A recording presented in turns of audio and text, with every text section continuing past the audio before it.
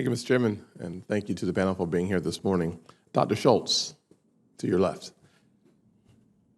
I'm down here on the kids' side. Thank you for your service to our country. I was very interested in your comments about threats that we haven't seen before. I think specifically about your comments, new threats would be small, smart, cheap, and very lethal. I combined together your comments about drones with new technology and the new gene editing advancements carrying unique and specific biological weapons. How do we create a national defense strategy around these new emerging threats the world has never seen before? One more question. I think it's a very hard question. Yes. And in our own little work at Stanford's Hoover Institution, we're trying to address it. We're trying to say to ourselves, what is going to be the impact of this on us? What's going to be the impact on Russia, on China, on Iran, and so on, in South America, around the world? And after we try to think our way through those things and say, well, then how do we position ourselves in this new kind of world to be effective? To be effective in advancing our interests and taking care of our own population. But the threat of pandemics coming from climate change, as Lucy Shapiro brings out in her paper, read that paper. I read that paper and I called her up. I said, Lucy, I just read your paper. I'm shivering. It's very compelling stuff. But there are also things that you can do with this new technology that she talks about that will help us. And so I think we ought to be pursuing these things very aggressively. Thank you, sir.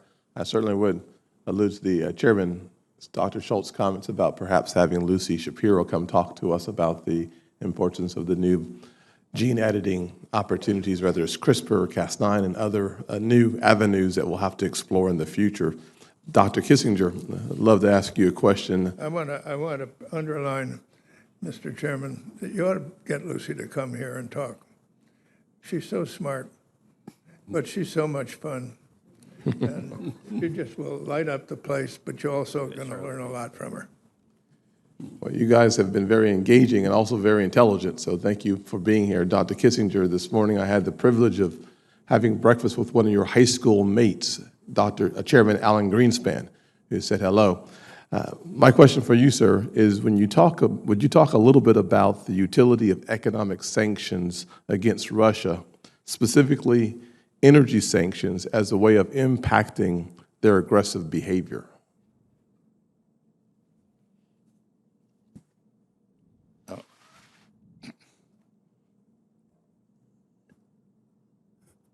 Russia is, in my view, not a strong country. Russia is a weak country with a large military establishment and a very determined leadership. So, Russia has presented historically a dual challenge to itself and to the world. It covers 11 time zones. It is involved in every region of the world. It has no natural borders. So it has always been attempted to expand, to extend its security belt. On the other hand, at crucial moments in human history, it stood up to the Mongols, to the Swedes, to the French, and to the Germans, and preserved the equilibrium of the world by the willingness of its people to suffer for their independence. So when I talk about Russia, I try to recognize both of these aspects. We need a cooperative Russia for the peace of the world because of its reach. But we want to contain an aggressive Russia that seeks to impose its domination on neighboring countries. So one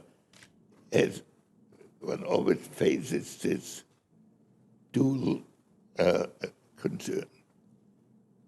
Russia being weak, sanctions are, of course, a normal weapon. One cannot accept the notion that Russia has a right to alter the shape of the Ukraine by its own unilateral decisions. But one's effort should be not to break up Russia, but to retain Russia in the system in some fashion. So I would have agreed with the concept of sanctions, but I would also think now how to bring Russia back into a community of nations concept, or even a cooperative